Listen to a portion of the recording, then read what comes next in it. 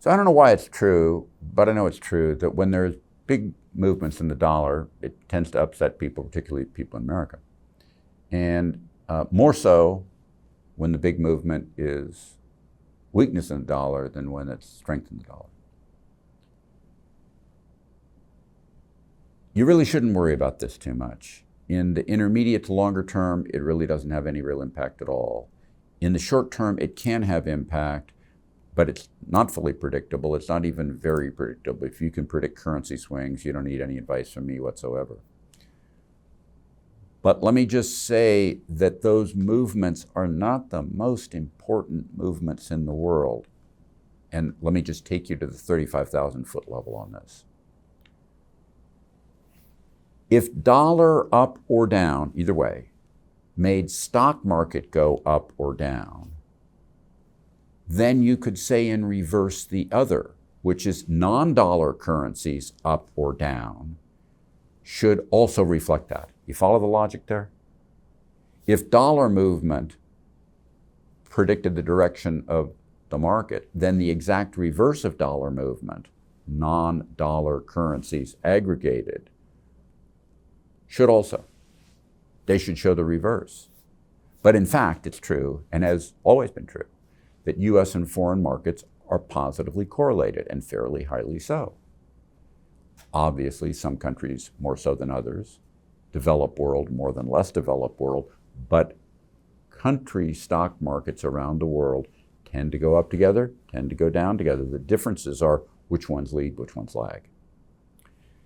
Now, you take a year like last year, 2022, we had a bear market where the S&P 500 was down, hit bottom at 26% at the end of about 9 months, off the peak.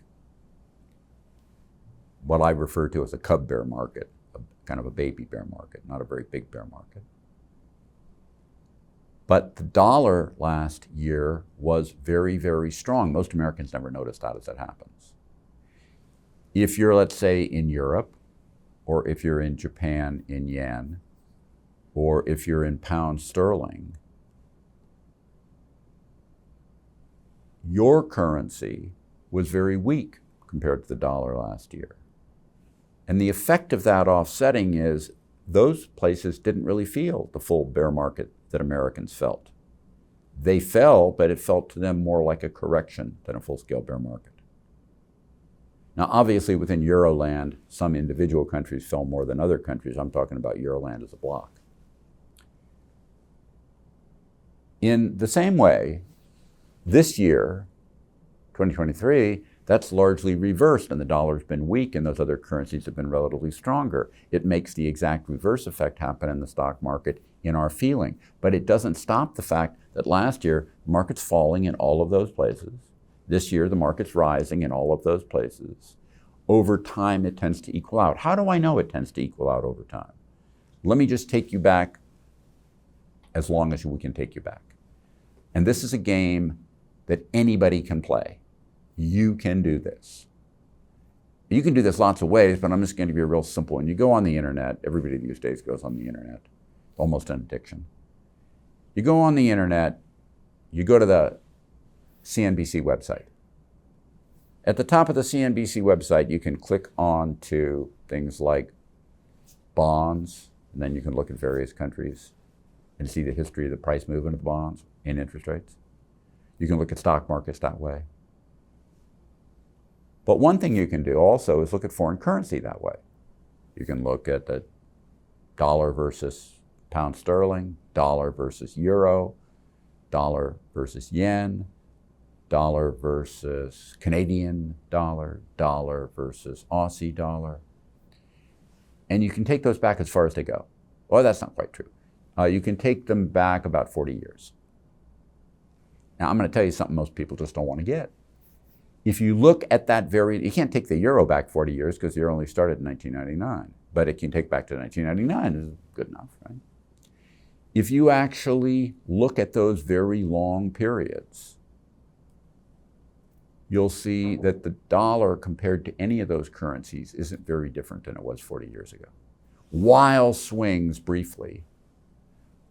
Stock markets kept going up, Sometimes these led, sometimes those led, sometimes these led, sometimes those led, and not always predictably and driven by the currency.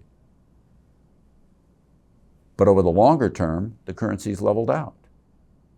Will that happen in the next 40 years? I can't guarantee you that. What I can tell you is there's way too much made over currency, because what is money? Money is nothing but something that people use as a lubricator to facilitate a transaction of buying or selling some real things, goods or services, securities, whatever. In the process of that, that's all money is. It's a form of a commodity.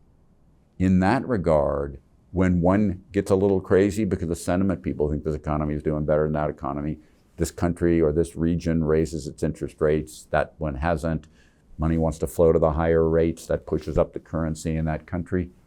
All of that stuff tends to be transitory. It tends to come and go. Focusing on that will, over time, cause you to make more wrong decisions than right decisions. Should you worry about this? No. Does it have a little effect sometimes? Yes. Is it fully predictable? No, not at all. And therefore, you shouldn't even factor it into your thinking. Thank you very much for listening to me. I hope you found this useful.